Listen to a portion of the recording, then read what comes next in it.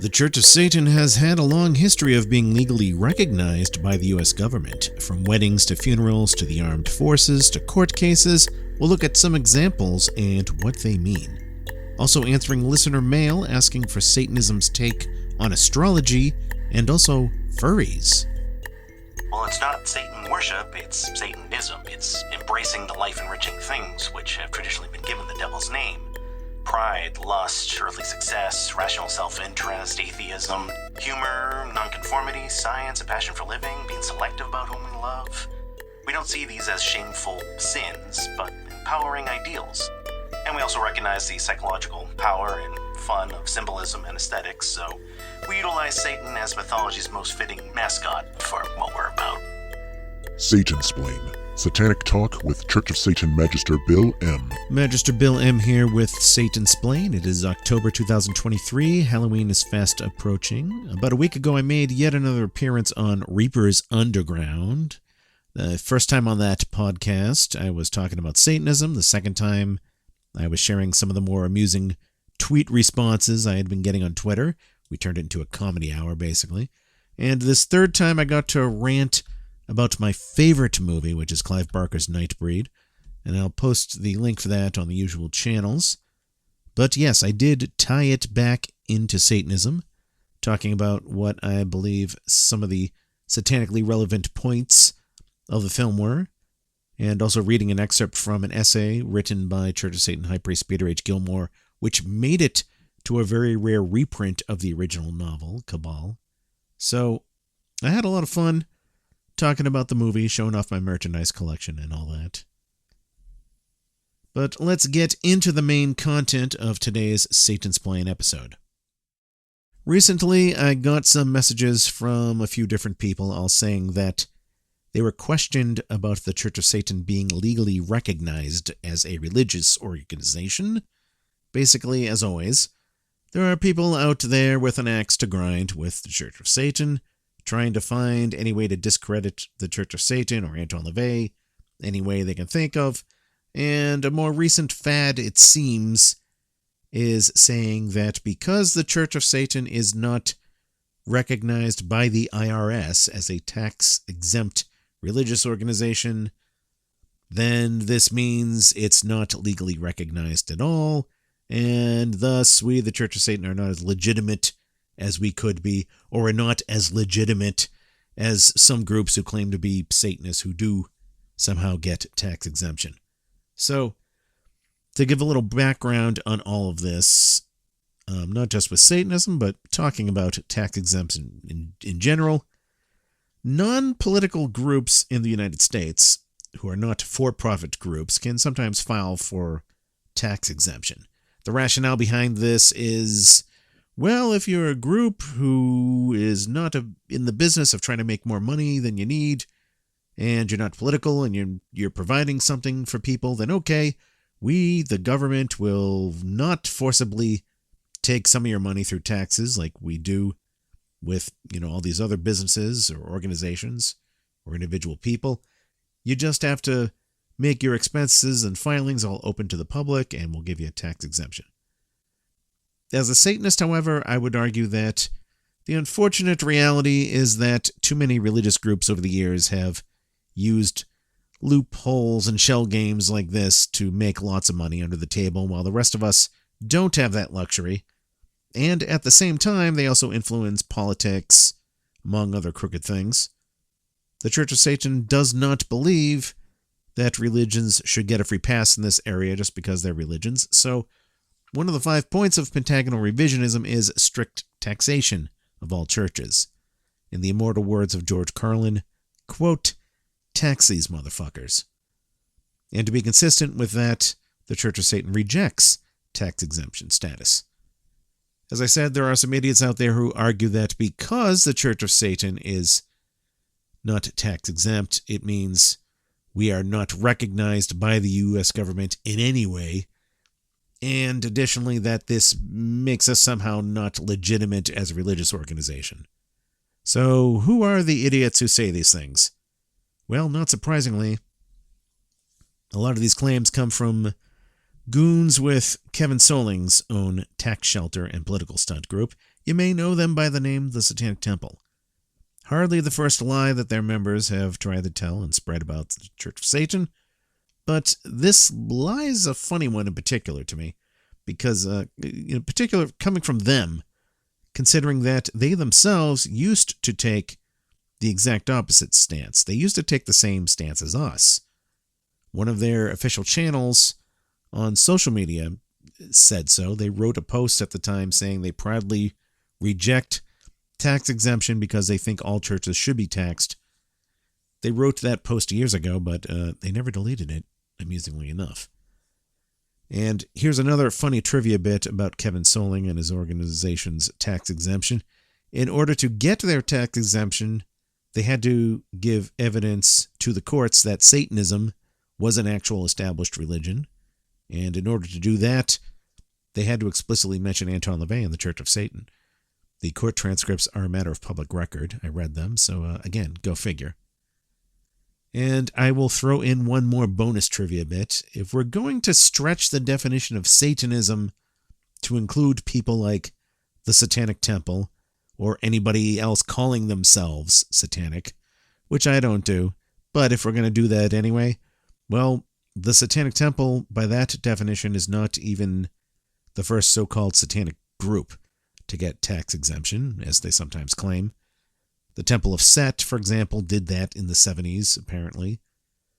So, these people from the Satanic Temple thinking they were the first to do much of anything need to learn more about their own history. But hey, enough about Scientology for Republican-hating emos. I'm going to get more into the details of what tax exemption means, how there are multiple ways that a religion can be legally recognized, and so on. But before we go any further, I think there's an all the more important question which gets overlooked on this topic, and that question is this. Why should I, as a Satanist, truly care whether the U.S. government officially recognizes my religion? Or to put it another way, if they didn't, why would or should that be a deal breaker for me? I mean, I would still be a Satanist. I would still be aligned with the Church of Satan. The reasons for that are pretty simple. You see, the reason why I chose my religion was not based on whether or not it had the government's stamp of approval. I chose it because it matches my convictions. It provides a framework for utilizing those to practical ends as I go about my life.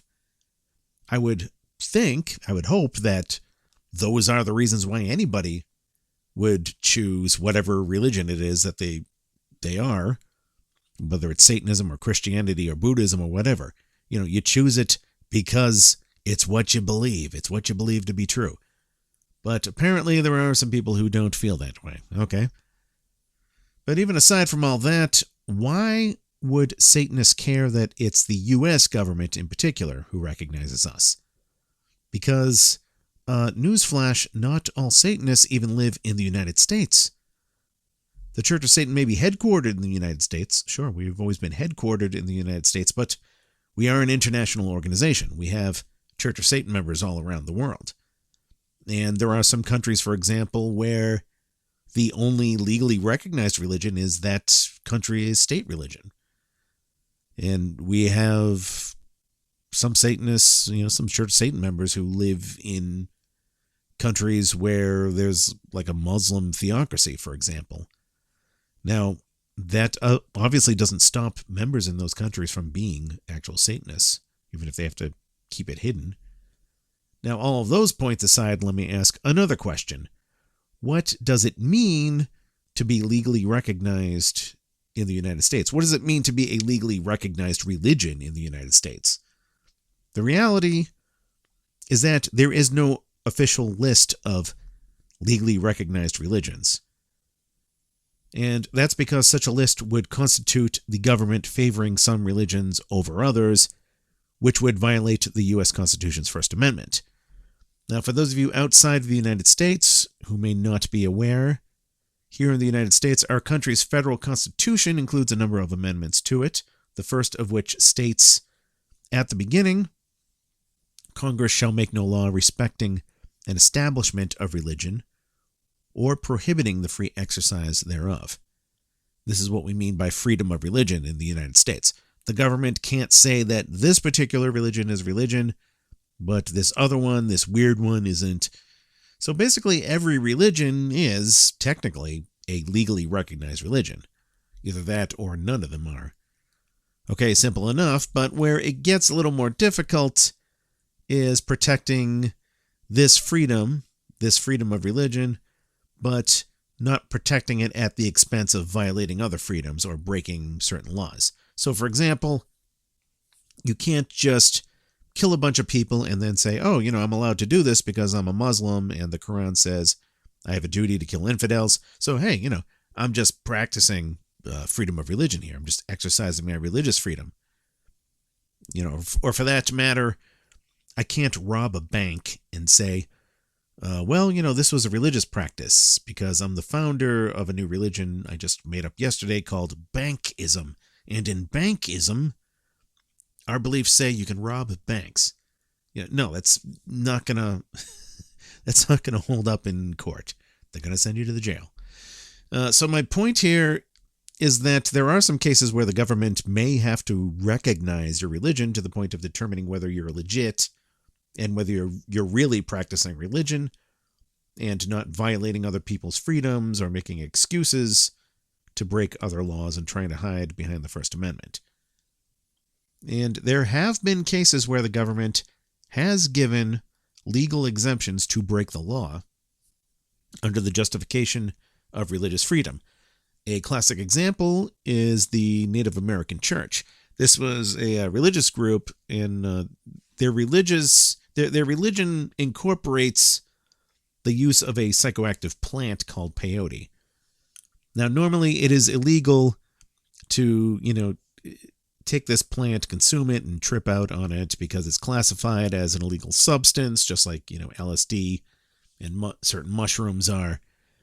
But since this religion uses peyote as part of their ceremonies, they went to court to argue that not letting them use it is a violation of their First Amendment rights.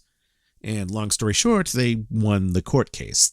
Even though peyote is generally illegal, as I understand it, for other people to use, they get a special exemption because it's part of their religion.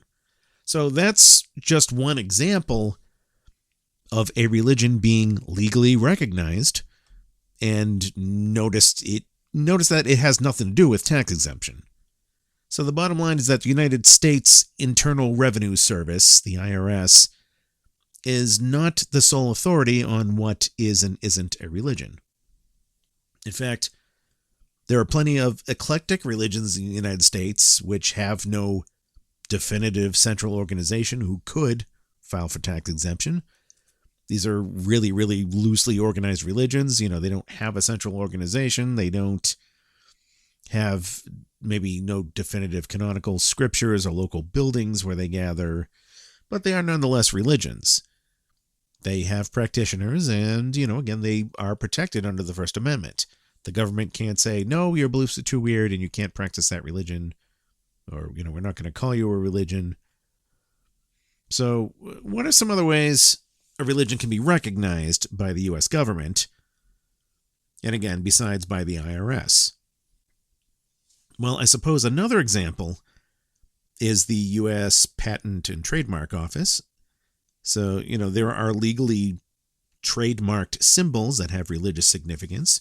You could say that's another example of the government legally recognizing a religion. As far as I know, we, the Church of Satan, were the first to trademark an explicitly satanic symbol. I don't mean just a devil logo. Those have been around forever.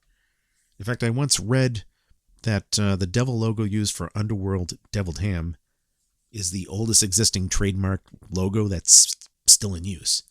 I don't know if that's true. I don't know if it's an urban myth, but regardless, that's not what I mean by a satanic symbol, because that's not Satanism, that's sandwich spread, which I do love. I do love Underworld Deviled Ham, but anyway, I digress. The sigil Baphomet, which you see on the cover of the Satanic Bible, that is a trademark symbol by the Church of Satan.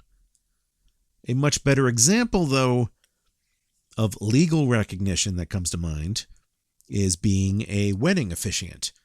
I talked about this in one of the previous Satansplain episodes, but here in the United States, being married is a legal status. It doesn't have to be. You don't have to necessarily get the government involved in your marriage. You are free to have a wedding ceremony conducted by anybody you want, wear wedding rings, live together, have a joint checking account, call yourselves husband and wife, or husband and husband, wife and wife, wife and multiple husbands, whatever. But if you want the legal benefits that the government grants to married people, such as being able to file your taxes jointly, file them together so you're taxed at a lower rate, or having your estate and belongings go to your spouse if you die without a written will, and so on. Well, for those cases, you need to have a legally recognized marriage.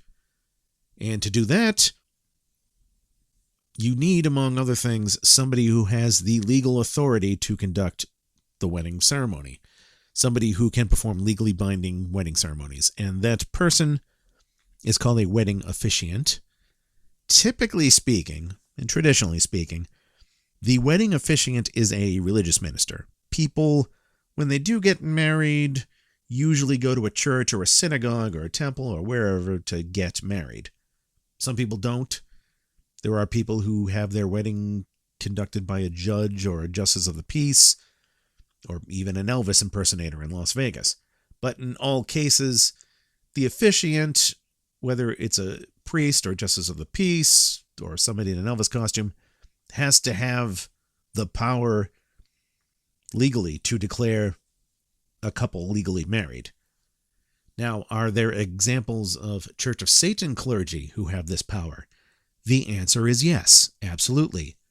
For example, I am recognized by the U.S. government as a clergy member of the Church of Satan, and I have the legal power to legally marry couples together as a wedding officiant.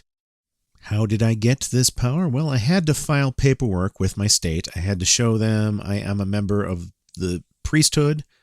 I had to show my certificate from the Church of Satan saying so. I had to send a letter from High Priest Peter H. Gilmore saying that, yes, Bill is really in the priesthood of the Church of Satan, and he's a member in good standing. But the bottom line is, yes, this is another way in which the Church of Satan is a legally recognized religion in the United States. If it weren't, I wouldn't be able to be a legally ordained minister of the church. And I'm hardly the only Church of Satan member who's done this. Thankfully, I live in the northeastern part of the country, where it's the least religious area of the United States. But when you go further south, sometimes it's a little trickier. I remember at the Church of Satan Year 50 celebration in Washington, D.C., Church of Satan Reverend Lee Crowell gave a talk about the problems he himself had back in 2012 when he was trying to get the state of Virginia to recognize him as a wedding officiant through the Church of Satan.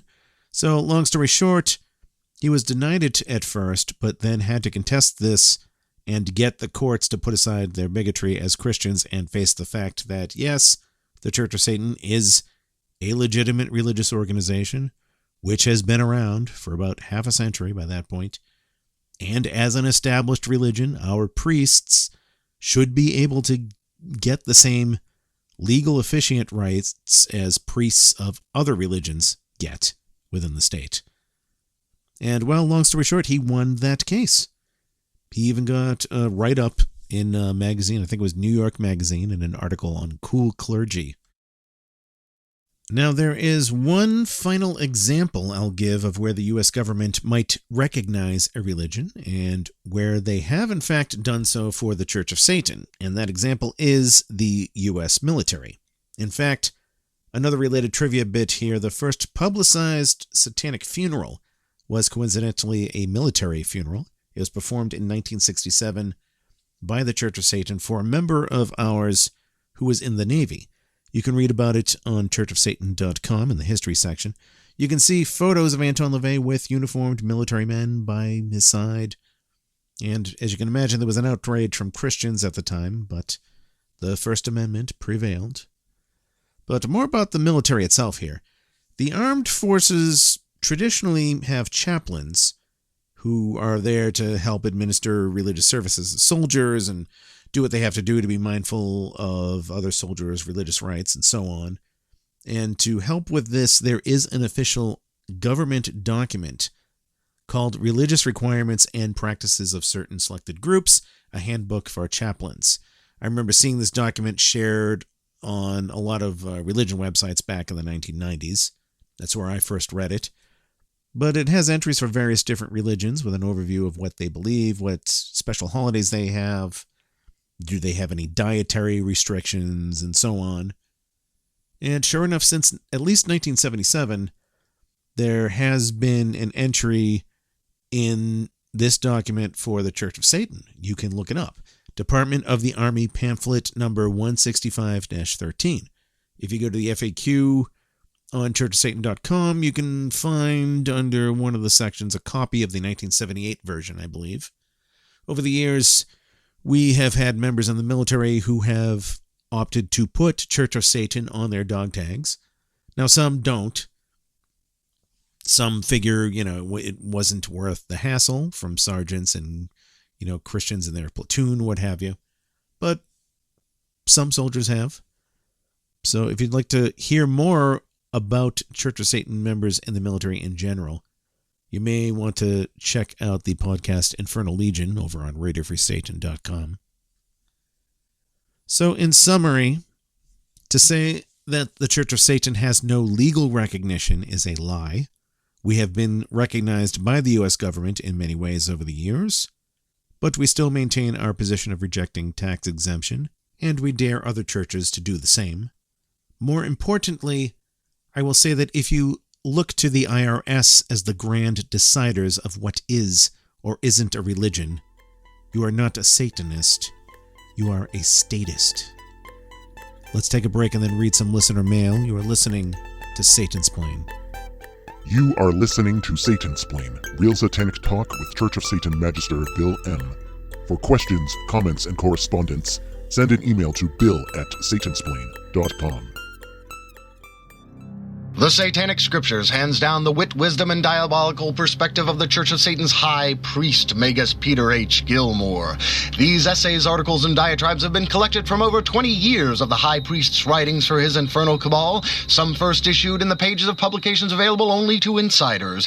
From the magic of toys to techniques of time travel, Magus Gilmore leads the reader down a left-hand path where few will find what they expect. Magus Gilmore reveals principles of satanic ritual in a frank discussion of forbidden rites. What is a satanic funeral? How do Satanists marry? Find out now, as these unholy ceremonies have never been disclosed outside of the Church of Satan's hellish hierarchy. Here is the philosophy for those bold enough to be their own gods or devils. Visit thesatanicscriptures.com for more information. Released by Scapegoat Publishing. Available in paperback form from major booksellers and independents nationwide. Magister Bill M. here with Satansplain. Visit the official website of the show, which is satansplain.com. You can listen to episodes of Satansplain right there on the website. You can also find Satansplain on YouTube, Spotify, Google Podcasts, Apple Podcasts, and other places to listen to podcasts. Give Satansplain a like and a follow or subscribe or whatever applies on YouTube, Twitter, and Facebook. For all correspondence, you can email me directly. bill@satansplain.com is the email address. Now, as you regular listeners know, we have a recurring segment here on Satansplain called Satanecdotes. These are quite simply satanic anecdotes that are sent in by you, the listeners, and I read them on the show. But in this episode, I thought I'd do something slightly different, and that is share a satanic anecdote from me personally. So since this will be a satanic anecdote nonetheless, we of course have to cue the Satanecdote theme song. Satanic anecdotes. Satanecdotes. It was back around 1999 or so. I was at a shopping mall with a friend, sitting on a bench. I was wearing a t-shirt from Coop, the artist Coop, who's a magister in the Church of Satan, and he's created a lot of devil artwork over the years. I'm sure you've probably seen it. And anyway, I was wearing a shirt with one of his devil logos on it. It's a smiling devil head smoking a cigar. And I mention this because, as you'll see, it's relevant to the story. So I'm sitting there on the bench with a friend, wearing my smoking coupe devil shirt. We're minding our own business when this couple approaches us. Now, I've told this story many times to many people over the years, and as one of my other friends pointed out, when a couple approaches you like that, it usually means the couple is looking for one of three things. One, money, namely money for bus fare to get back home, or at least that's what they'll say. Or they're looking for two, they're swingers and they're looking for some sexual hookup. Or three, they want to convert you to their religion. Well, if you haven't guessed by now, this was number 3.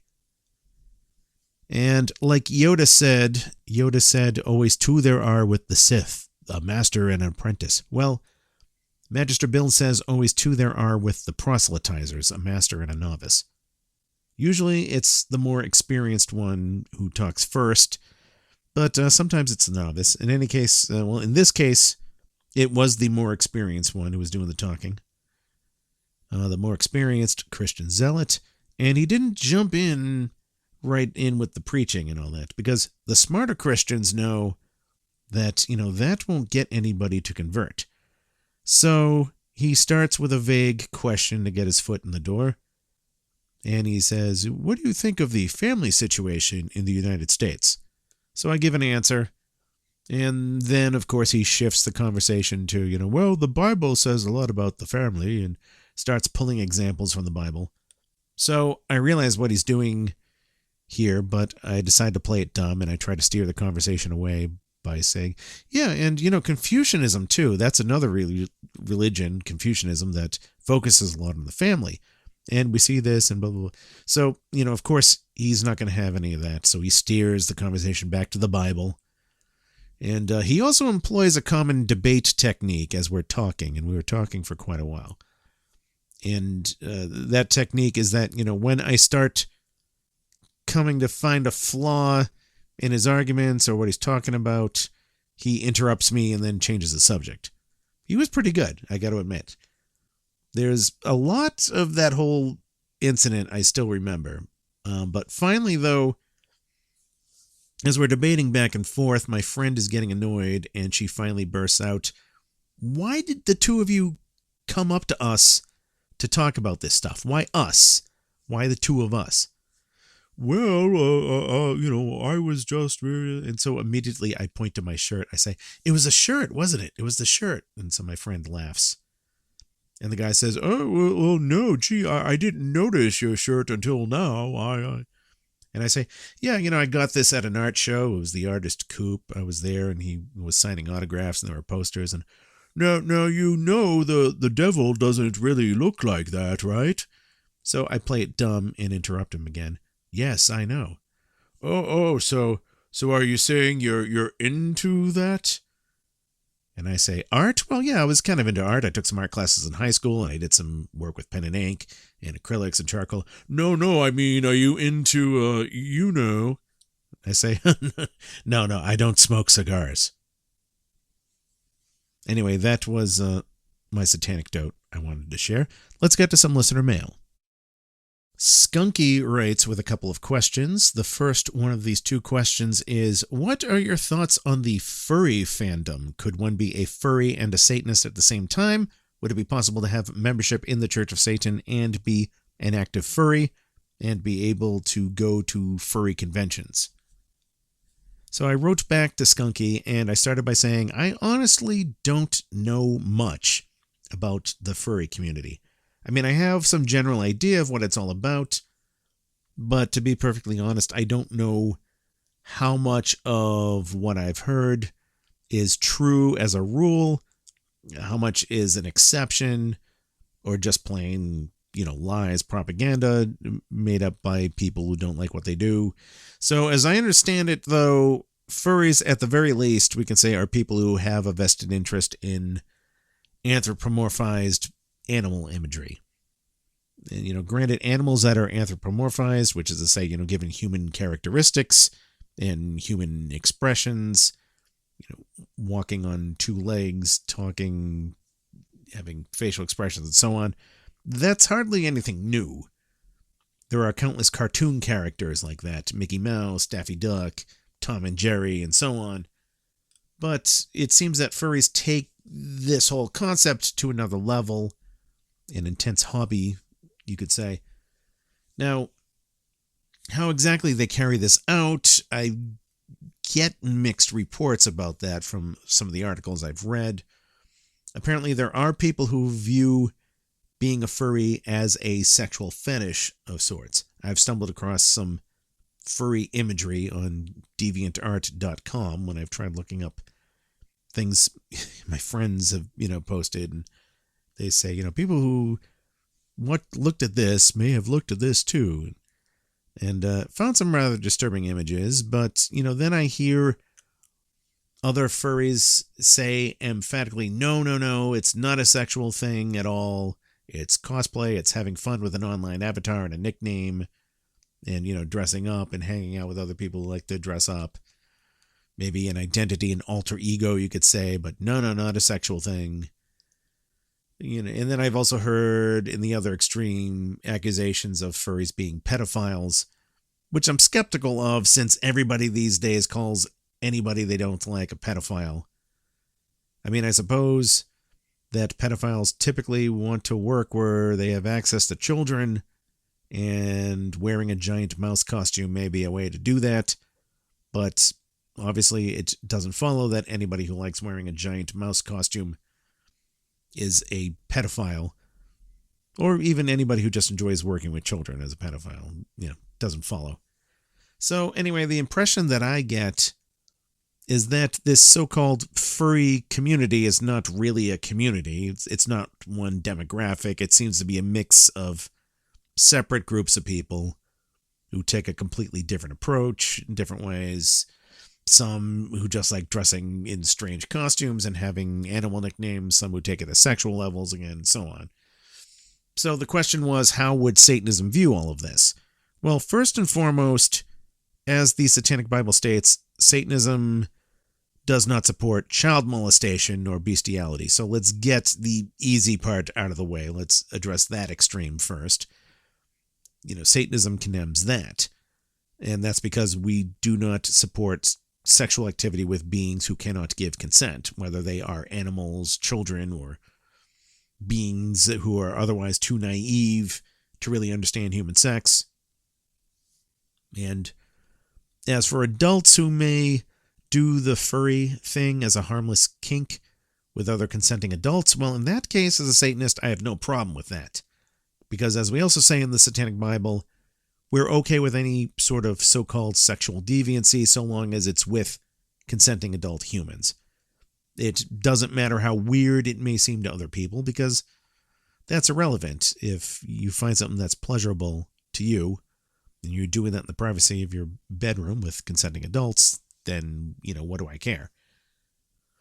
Now, there are some people that may say, well, isn't that bestiality if you're turned on by your partner wearing an animal costume? And I would argue, no, it's not bestiality. I would more classify it as role-playing. You're not having sex with a non-human animal. You're having sex with another adult in a costume.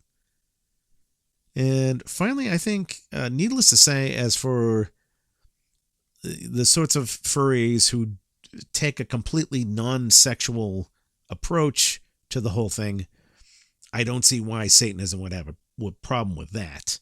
I mean, if you want to go to Comic-Con dressed as Sonic the Hedgehog, go ahead. What the hell do I care? I'm sure there are Satanists who identify as furries. Maybe they go on those conventions and stuff.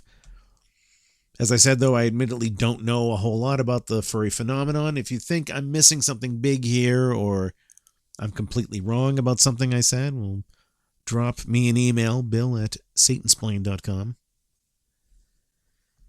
Now, with that all out of the way, I do think a thing that comes to mind, there's one philosophically satanic angle to all of this, and that is Satanism explicitly states that humans are animals. This is in our 9 Satanic Statements. It's Satanic Statement number 7. In fact, we have our own formal ritual to celebrate this concept. You can find that in the Satanic Rituals. And I am talking about Das Tierdrama. And as part of Das Tierdrama, participants dress up and act like anthropomorphized animals. That's part of it. There's besides that, there's also Anton LaVey's essay on how to become a werewolf, as he put it, which in the context of Satanism is essentially just a meditative exercise on tapping into a primal state of mind. So I mention this just because there's, that human-animal connection is a theme you could argue is in both Satanism and the furries. Now, I wouldn't go so far as to say that every furry is a potentially unrealized Satanist or vice versa. But anyway, those are some thoughts that come to mind. So that was my answer to Skunky's first question. Skunky's second question is, what are your thoughts on astrology? I understand that you have experience with tarot cards. I was curious about what the satanic view of astrology would be. As for astrology, I will paraphrase what the Satanic Witch says, the book The Satanic Witch.